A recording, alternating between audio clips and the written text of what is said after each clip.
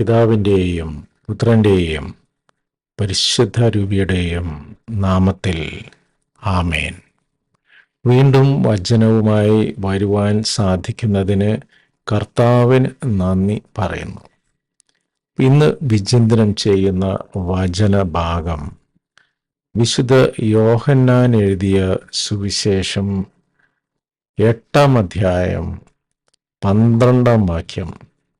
യേശു വീണ്ടും അവരോട് പറഞ്ഞു, ഞാൻ ലോകത്തിൻ്റെ പ്രകാശമാണ്. എന്നെ അനുഗമിക്കുന്നവൻ ഒരിക്കലും അന്ധകാരത്തിൽ നടക്കുകയില്ല, അവന് ജീവന്റെ പ്രകാശമുണ്ടായിരിക്കും. ഞാൻ ലോകത്തിൻ്റെ പ്രകാശമാണ്. എന്നെ അനുഗമിക്കുന്നവൻ ഒരിക്കലും അന്ധകാരത്തിൽ നടക്കുകയില്ല, അവന് ജീവന്റെ പ്രകാശമുണ്ടായിരിക്കും. നമുക്ക് ദൈവത്തെയും മാമോനെയും ഒരുമിച്ച് സേവിക്കുവാൻ സാധിക്കുകയില്ല. നമുക്ക് ദൈവത്തെയും പരിശുദ്ധാത്മാവിനെയും അശുദ്ധാത്മാവിനെയും ഒരുമിച്ച് കൈക്കൊള്ളാൻ സാധിക്കുകയില്ല. നമ്മൾ ജീവനും മരണവും കർത്താവ് നമ്മുടെ മുൻപിൽ വച്ചിരിക്കുന്നു. അത് തിരഞ്ഞെടുക്കുവാനുള്ള ഫ്രീഡം അല്ലെങ്കിൽ സ്വാതന്ത്ര്യവും കർത്താവ് നമുക്ക് നൽകിയിരിക്കുന്നു. നമ്മളാണ് തിരഞ്ഞെടുപ്പ് നടത്തേണ്ടത്. അതൊരു ഡിസിഷനാണ്. നമുക്ക് ഈ ലോകത്തിൻ്റെ ജഡിക മോഹങ്ങളുടെ പുറകെ പോകണമോ, അപ്രകാരം നയിക്കപ്പെട്ട് മരണത്തിൽ കലാശിക്കുമോ? മരണം എന്ന് പറയുമ്പോൾ ശരീരത്തിൻ്റെ മരണം മാത്രമല്ല, ആത്മാവിൻ്റെ മരണവും. ഓരോ പാപം നമ്മൾ ചെയ്യുമ്പോഴും നമ്മുടെ ആത്മാവ് കുറേശ്ശെയായി മരിക്കുന്നു. നമ്മിലെ പരിശുദ്ധ അരൂപിയുടെ തോത് കുറയുന്നു. ക്രമേണ സാത്താൻ നമ്മുടെ മേൽ ആധിപത്യം ഉറപ്പിക്കുന്നു.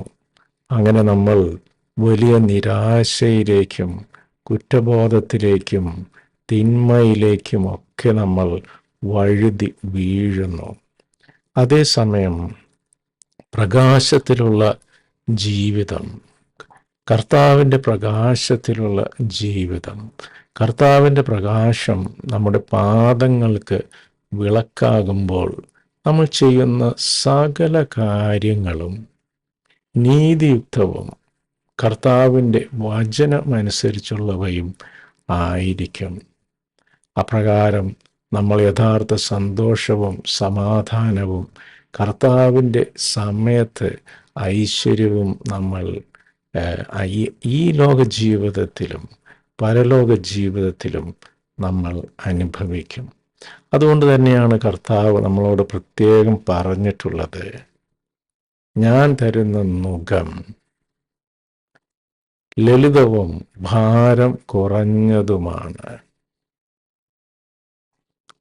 വീണ്ടും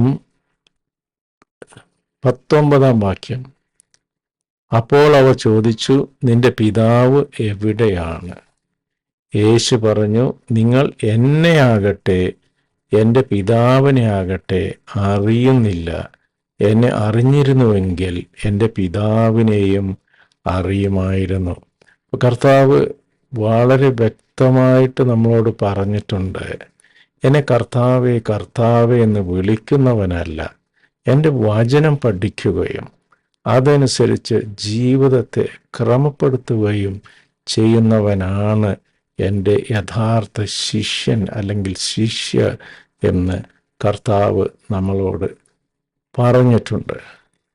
അപ്പോൾ അതേസമയം പലപ്പോഴും നമ്മൾ കർത്താവിനെ വേണ്ട രീതിയിൽ നമ്മൾ അറിയുന്നില്ല. നമ്മളിങ്ങനെ ആചാരങ്ങളും പെരുന്നാളുകളും അതും ഇതുമൊക്കെ ആയി നമ്മളങ്ങനെ ജഡിക താല്പര്യങ്ങൾ ദേവാലയങ്ങളിൽ അടക്കം ആധിപത്യം മുറുക്കി അതിൻ്റെ പുറകെ നമ്മൾ പായുകയാണ്. നമ്മൾ ക്രിസ്തുവിനെ അറിഞ്ഞിട്ടില്ല. വേണ്ട രീതിയിൽ അറിഞ്ഞിട്ടില്ല എന്നാണ് ഈ വചനം നമ്മളെ പഠിപ്പിക്കുന്നത്. അതുകൊണ്ട് നമുക്ക് ക്രിസ്തുവിനെ മനസ്സിലാക്കാം, അവൻ്റെ പാതകളെ മനസ്സിലാക്കാം, അവൻ്റെ ജീവിതമനുസരിച്ച് അവനെ ഒരു റോൾ മോഡലായി സ്വീകരിച്ചുകൊണ്ട് നമ്മുടെ ജീവിതത്തെ നമുക്ക് ക്രമപ്പെടുത്താം. അപ്രകാരം നമ്മുടെ ജീവിതം ക്രിസ്തുവിൻ്റെ ജീവിതവുമായി താതാത്മ്യം പ്രാപിക്കട്ടെ. ഈ ഒരു തിരിച്ചറിവിലേക്ക്, ഈ ഒരു തുറവിയിലേക്ക്, ഈ ഒരു അനുഗ്രഹത്തിലേക്ക് കർത്താവ് നമ്മളെല്ലാവരെയും വിളിക്കുന്നു. ദൈവം നമ്മെ എല്ലാവരെയും സമൃദ്ധമായി അനുഗ്രഹിക്കട്ടെ. നിങ്ങളും എനിക്ക് വേണ്ടി പ്രത്യേകം പ്രാർത്ഥിക്കുമല്ലോ.